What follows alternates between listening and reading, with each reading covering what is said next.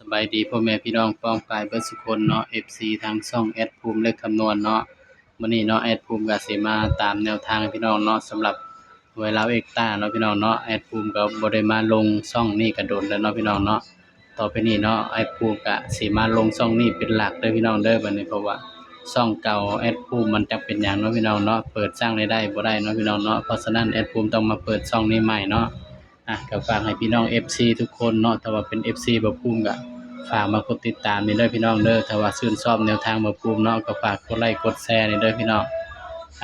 วันที่16เนาะพี่น้องเนาะ16เดือนมีนาเนาะสำหรับ68เนาะหวยลาวเอ็กต้าเด้อพี่น้องเด้อนะ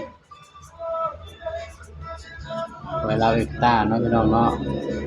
สำหรับช่องนี้เนาะแอดก็สิให้สูตรเดียวเด้อพี่น้องเด้อสูตรเด่น3ตัวเนาะพี่น้องเนาะสูตรนี้สูตรเดียวเนาะทุกหวยแล้วเนาะพี่น้อง ย้ำว่าตัวเลขก็เป็นเพียงแนวทางเนาะพี่น้องเนาะแต่ว่าเบิ่งตัวเด่นน้ำแอดภูมิเลยพี่น้อง23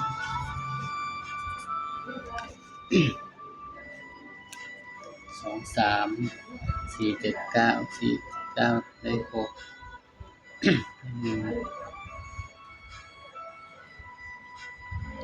4 7 9 6 1 6 7สำหรับตัวเด่นอื่นเนาะบอกแอดภูมิก็ให้เด่นที่6 7นี่เด้อพี่น้องเด้อนี่สำหรับเด่นอื่นเนาะสำหรับเราเอ็กต้าเนาะให้เด่น6 7 8เนาะพี่น้องเนาะให้เด่น6 7 8เด้อพี่น้องเด้อบ้านนี้ก็เดี๋ยวแอดสิจับคู่ให้เนาะพี่น้องเนาะสำหรับเราเอ็กต้าอื่นเนาะตัวเลขก็เป็นเพียงแนวทางเด้อพี่น้องเด้อมักก็ตามเนาะบ่มักก็เลื่อนผ่านเนาะพี่น้อง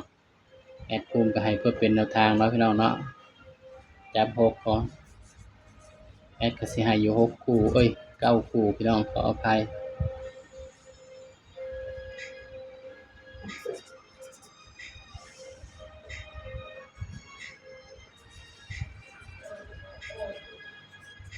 7 9ก็ถ้ามันออกแล้วก็บ่ต้องเอาแล้วพี่น้องเพราะมันออกไปมื้อนี้แล้วเนาะ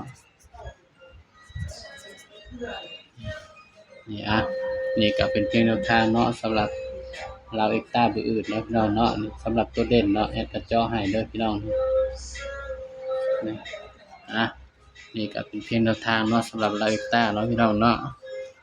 สำหรับชุด3ตัวเนาะพี่น้อง908 580นี่ชุด3ตัวแล้วพี่น้อง580นี่เนาะพี่น้อง